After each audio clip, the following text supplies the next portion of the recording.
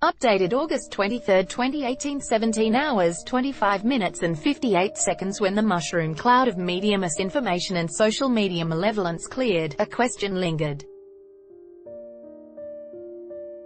Why shouldn't the AFL ask Offsiders panelist Waleed Aly for his opinion on rule changes?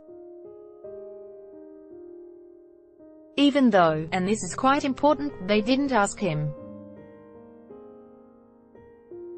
It is important because the mischievous false narrative that Ali, an Australian Muslim of Egyptian descent, had been co-opted to give his advice on the AFL's proposed rule changes was the most blatant piece of dog whistling this side of the Dubbo sheep trials. So the reaction created by this contrived falsehood, even after it was made clear Ali had merely been briefed on rule changes, like many others, prompted the release of the noxious biller that is a routinely toxic additive to so much Australian discourse. But amid the shameful vilification of Ali, that question still hung in the air. If a committed Richmond fan, occasional sports media pundit, respected thinker and one-time Tiger mascot does not have the right to an opinion on sport, who does? Ex-players and coaches is a common response, particularly from those members of the jockocracy who deride even the most respected sports official and media figure if they never played the game, and there is a good argument that first-hand experience from inside the boundary line is valuable in understanding the impact of a malicious hit or the fatigue created by a reduced interchange system. But in the case of the AFL rule changes, which ex-players and coaches should have the final say? Do we defer to Tiger great Kevin Bartlett, an arch-traditionalist who has waged an endearingly stubborn campaign to reduce interchanges, or, at the other end of the spectrum, North Melbourne champion and Crows premiership coach Malcolm Blight? Elon Musk turned up at the Thai cave rescue site with a mini-submarine. Blight, the AFL's mad scientist, presumably turns up at AFL rules meetings with giant novelty-sized goal squares, left-handed footballs and other out-of-the-box solutions. And if Bartlett and Blight's opinions are far about, we haven't even heard from Kevin Sheedy yet. In condemning Ali's misreported involvement, many bellowed that the real fans should be given a voice. Certainly grassroots participants and paid-up club members remain the game's most important stakeholders. But who bestows the authenticity that makes the loudest voice on talkback radio or social media a real fan, when Ali supposedly is not? Who decides which of the AFL's reported 1 million members are briefed? Do the family poochers whose memberships count in the official figures deserve to have their woof on the new rules? Of course, fans are just as divided about rule changes and other contentious issues as ex-players, coaches. Richmond supporters have been particularly resistant to rule changes this season because they are understandably happy with how the game is being played.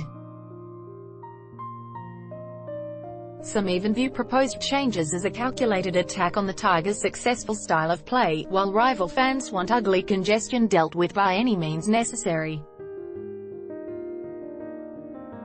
Understandably, there is some suspicion among fans that the AFL's broad consultation process involving high-profile media figures is an attempt to conscript support for potentially controversial changes. Although despite the conspiracy theories inspired by Ali's chat with the AFL, such briefings are a regular and fairly mundane part of sports reporting. And unless you're a big fan of instant coffee, stale muffins and long-winded PowerPoint presentations, not the privilege some seem to think. If fans do feel cut out of the information loop, it is usually because the media has not been relaying well enough the often bone-dry information to which they are privy. Not because we are clinging to dark secrets. Merits of sporting opinion should count for more. Aid should be taken for granted. Those at the top of every sport, including high-caliber board members and well-paid administrators, are capable of providing strong and informed opinions on how their games are governed and played.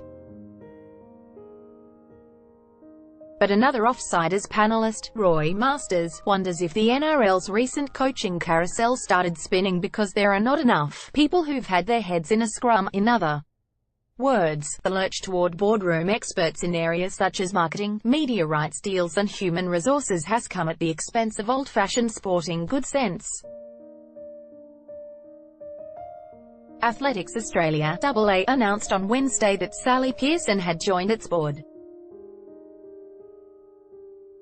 Having had her feet inside the lane, the supposition is Pearson's active experience will better inform AA's decisions.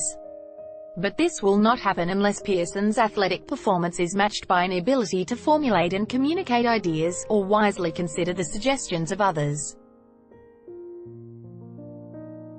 Which cuts to the nub of the deliberately contrived controversy about Aly's non-consultation with the AFL. Instead of asking who has the right to hold an opinion on sport, perhaps we could instead examine the merits of the opinion instead. Another absurdity around the Aly outrage was that Waleed is largely a footy conservative who opposes the most radical rule changes proposed by some in the AFL. In line, I suspect, with the majority of fans. So if Aly had offered an opinion, it would have been one shared by many of those misled into being outraged that he had dared speak his mind. Offsiders with Kelly Underwood airs on ABC TV 10 a.m. Sundays, with this week's panel including Waleed Aly, Bianca Chatfield and John Harms.